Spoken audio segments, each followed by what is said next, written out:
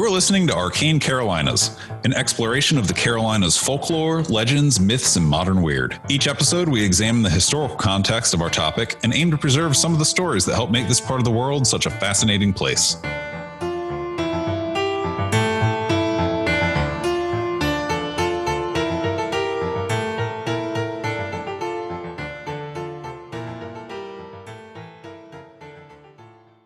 How are you, Michael?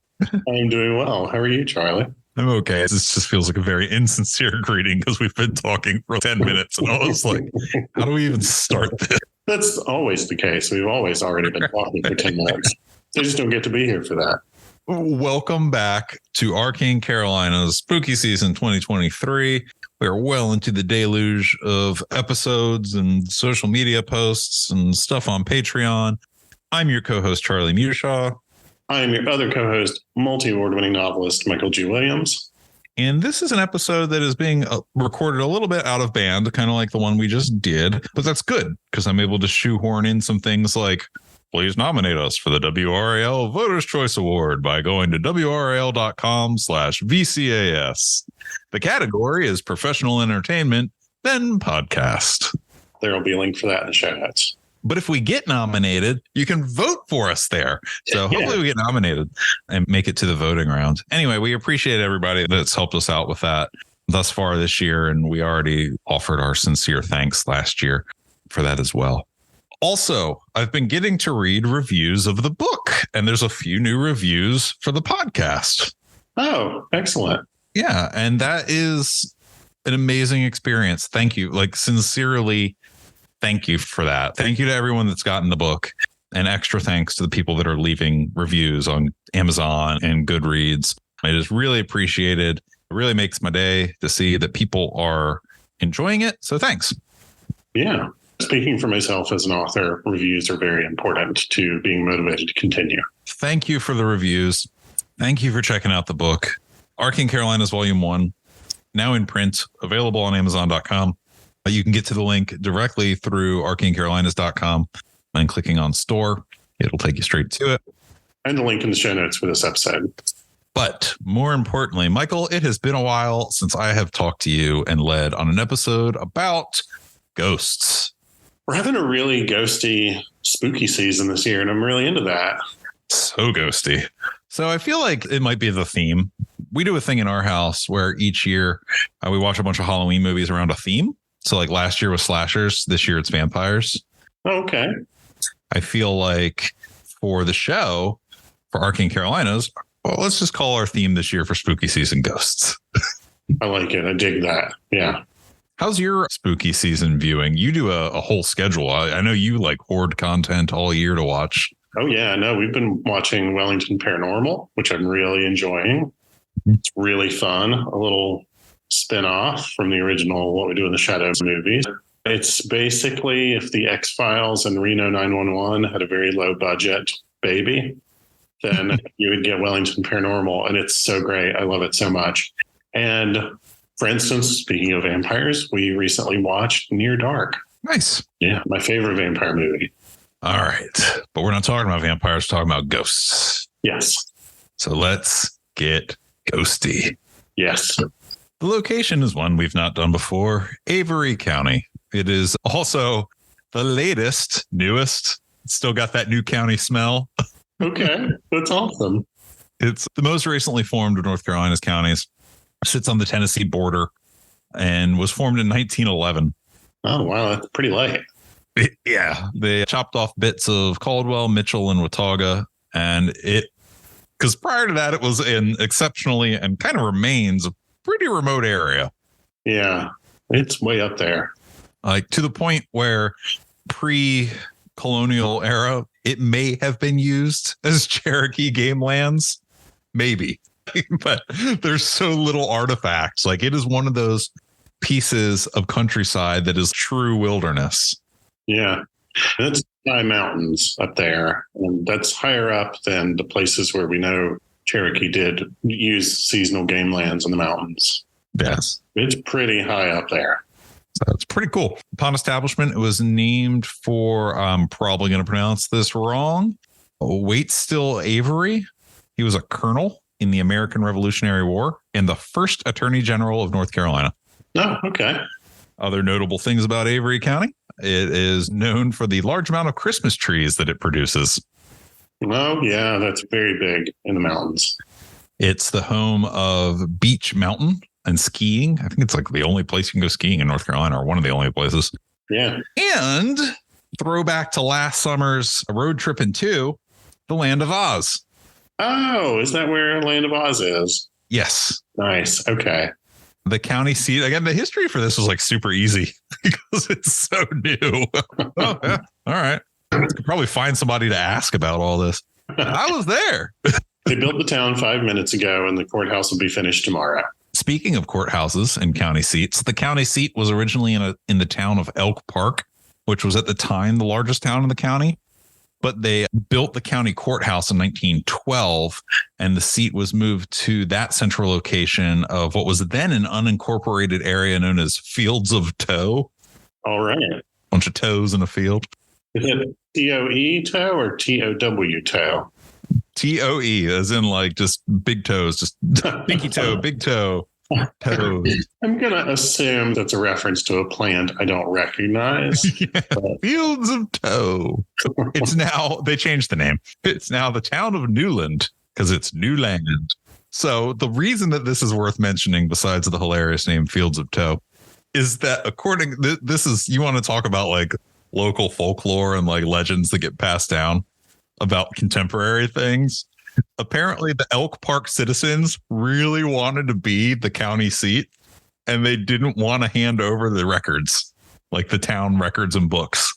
Okay. So the sheriff, county sheriff was like, man, I don't want to confront these people. They were really irate.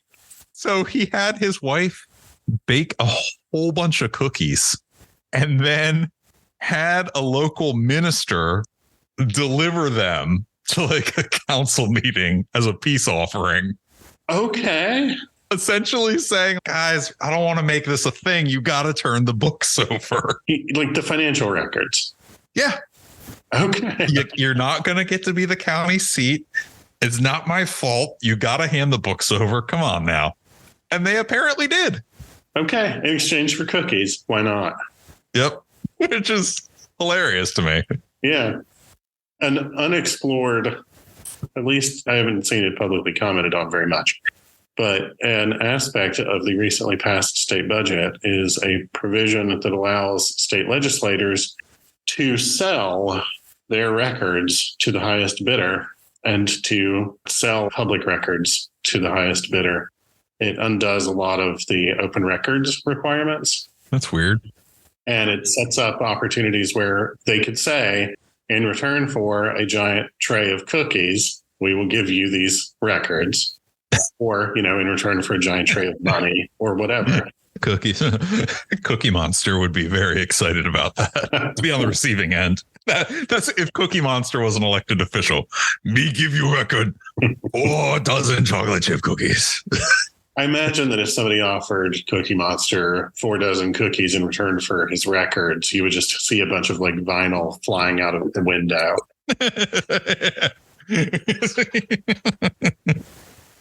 That's awesome. So more specifically, our legend comes from Lees-McRae College and involves what I consider, I'm putting it out there first before we even get into this, because I have a reputation a bit with some people that listen to the show. I'm going to go ahead and say from the jump, I find this to be an incredibly plausible haunting. Okay, great. So Lees-McRae College has a ghost or 2, possibly 3. It doesn't matter. What matters is that they have ghosts. Yeah. The college was originally founded in the town of Banner Elk as an all-female high school in 1899 by the Reverend Edgar Tufts, a Presbyterian minister. He named the school the Elizabeth McRae Institute after a well-respected educator in 1900. And then later, the name of the school benefactor, Susanna Lees, was added in 1903, and then the school became the Lees-McRae Institute and was chartered by the state in 1907. Okay. It was very rare in that it was named after women. So over the years, it expanded It grew. The campus took over an old hospital that's now a dorm, sort of enveloped a cemetery, and began accumulating supernatural activity. Oh, I like it. Multiple reports have come in over the years, from strange lights appearing on campus to full body apparitions to mists. And these stories have been repeated in books and newspapers and on websites with varying details. But it's prominent enough that the current university website even has a full page dedicated to acknowledging reports of specters on campus. Really? Yeah, and not in a seasonal campy kind of way either. They're just like, by the way, we have ghosts. Pretty much. It's, by the way, we have ghosts. Here are some other stories from the region also. And then they have an anthropology professor like comment on folklore on it. Sure. It's worth noting that even these days, that's pretty remote location. But especially at the time the school was founded, this would have been an exceptionally remote location. And we'll get into the history of the school and sort of how it grew and the demographics of the area and the school itself, which is very interesting in watching it sort of grow. But okay, so most notably, there's an article written in the November 6th, 2000 issue of the Johnson City Press that collects 9 different witness accounts to activity attributed to ghosts. 9. It's like names, people go on the record, give interviews about it. Okay. Ranging from security staff to faculty, students, all of these people giving their names and providing quotes. The majority of the activity is widely attributed to a story about someone named Emily Drawn, and all occurrences in the online accounts and blogs, they all kind of throw it under the blanket of, oh, it's Emily. Emily is the ghost of Lees-McRae. It's Emily. Yeah. And that gets acknowledged in some of the interviews with witnesses where they're like, yeah, we just kind of say, oh, Emily's up to it again. But the story goes that Emily was a young girl admitted to what is now a dorm, was then a hospital for TB, where she died. And that her spirit does not linger in the dorm building if it's occupied, but rather shows up in the library. But when the dorms are empty, goes to the dorms. Interesting. Doors open and close, lights turn on and off, drawers will open. She's described as generally being a mischief maker. Mm-hmm. Kind of like the Little Red Man of Salem. Right. One night guard provided a story of getting annoyed with the lights being turned on and off repeatedly and said, Emily, I'm tired, go to bed. And apparently it stopped. That's really funny. It's not a huge campus, but there have been reports of spectral girls in old-fashioned clothes seen walking around the campus near the bell tower by the dorms and also near the theater. So I just picture this ghost just being like, this is my town, and just like wandering around campus doing stuff. There's an episode of Wellington Paranormal about that. Okay, there you go. But for me, I don't buy that all the activity is Emily. Specifically, there seems to be more than one spirit at play because the library staff has also reported seeing a woman, not a child, appear in the archives. Mm-hmm. And on one occurrence, 3 staff members, 3, reported the spontaneous appearance of blood on one employee's hands after witnessing the woman ghost. Wild. And that employee refused to enter the archive portion of the library where the woman ghost was seen ever again. Who can blame them? Yeah. No cuts or anything, just like red stuff on his hands. Yeah. I mean, I quit a job in a library over a haunting, so I definitely understand that feeling. I really look forward to getting into this more because I have some thoughts on that. And I knew you would have things.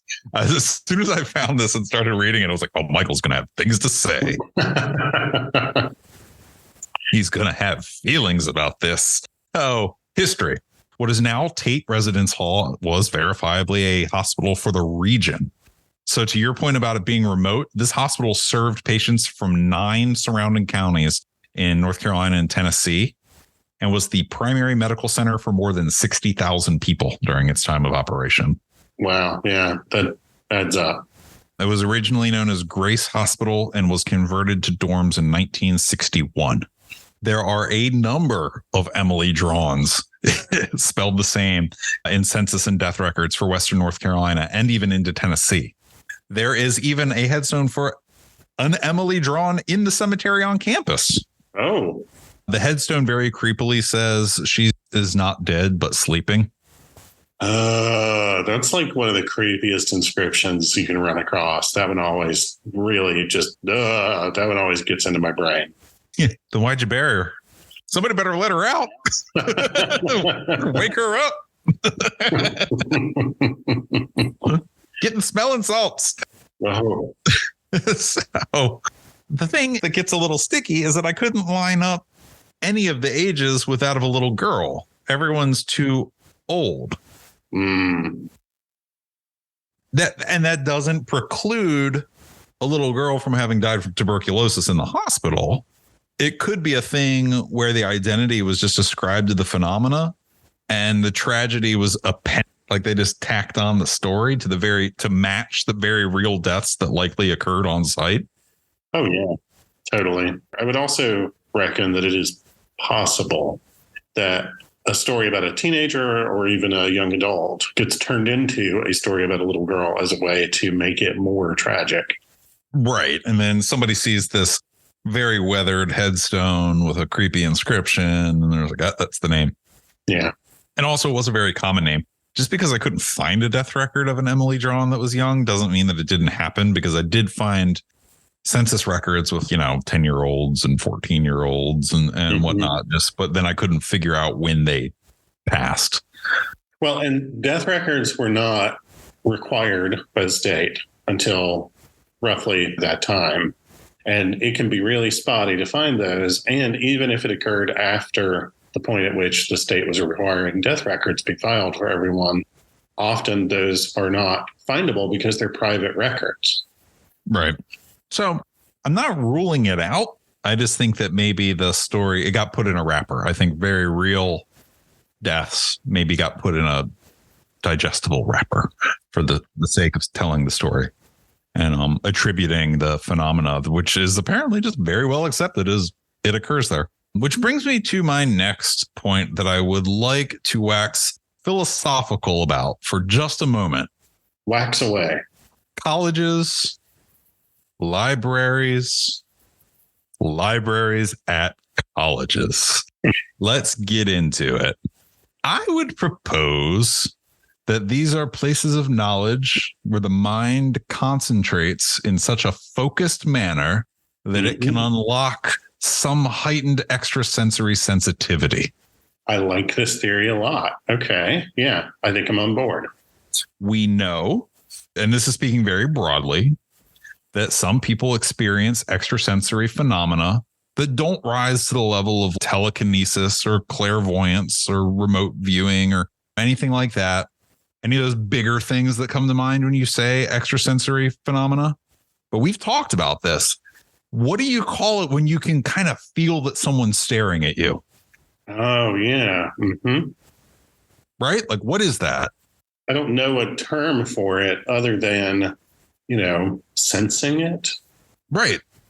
So we know that people experience that.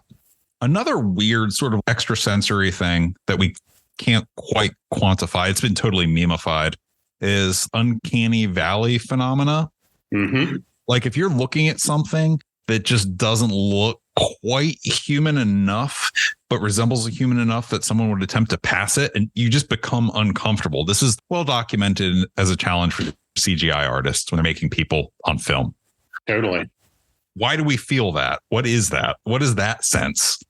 I don't know. I'm kind of lumping them in the same bucket of low level extrasensory phenomena.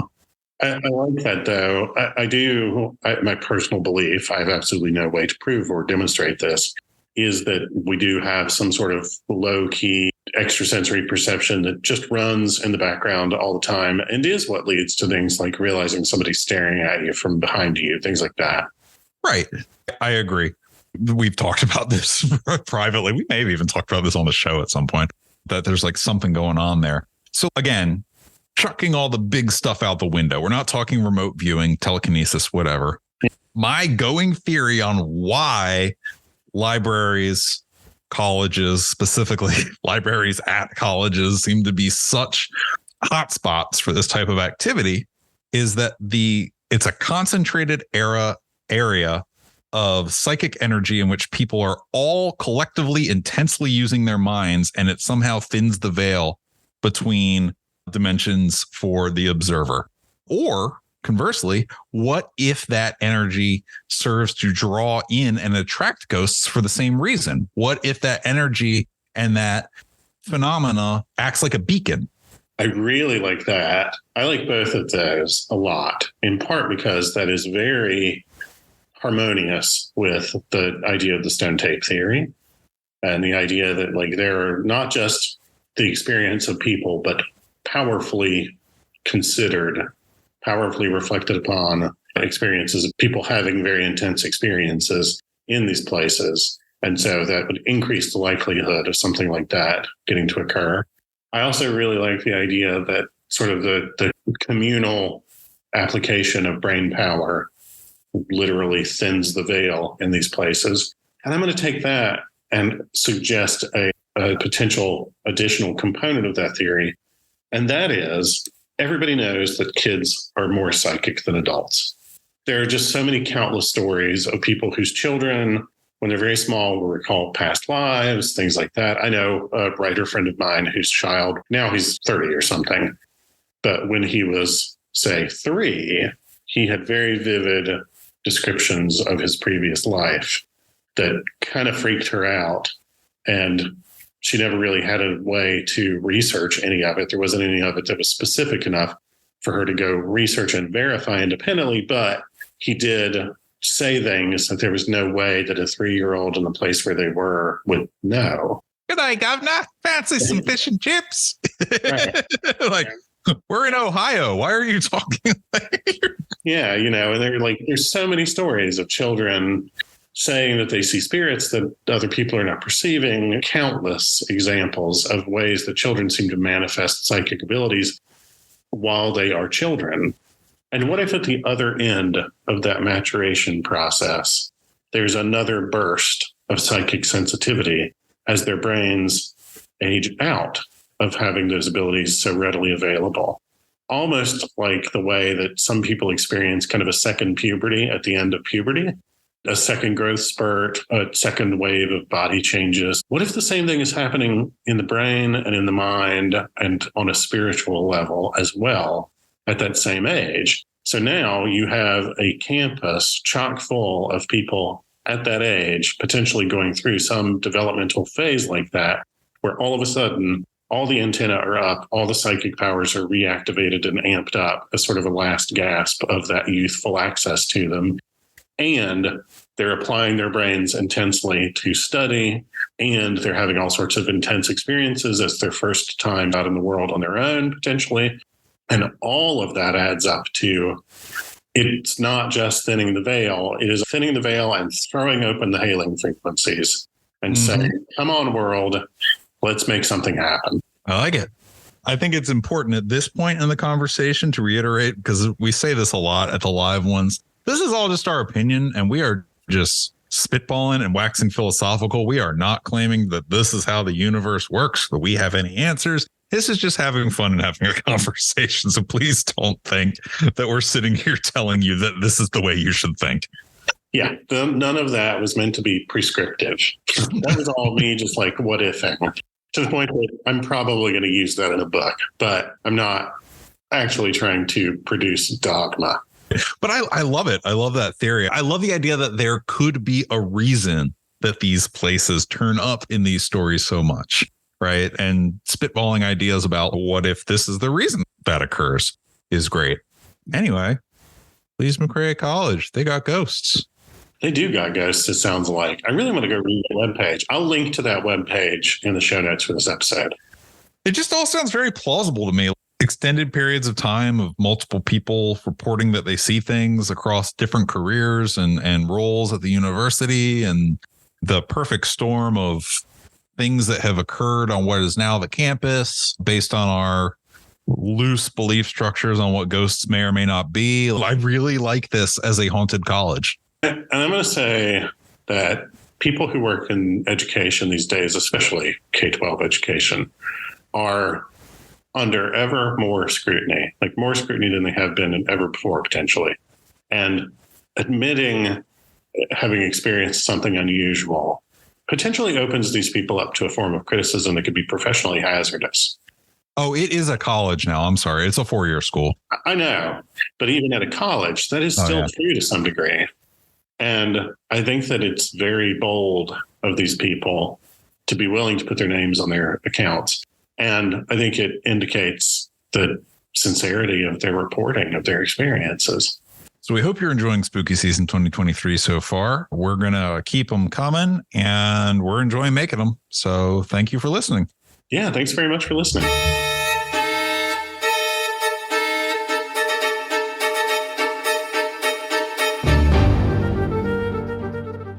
You've been listening to Arcane Carolinas. Thank you for listening. We hope you enjoyed it. For more episodes, behind-the-scenes information, and links to our social media, check out www.arcanecarolinas.com, where you can also buy the Arcane Carolinas book. And if you like award-winning horror and science fiction, check out my books at michaelgwilliamsbooks.com or visit my publisher, Falstaff Books, at falstaffbooks.com. And if you have story suggestions, comments, or questions, email us at arcanecarolinas@gmail.com. And thanks for listening.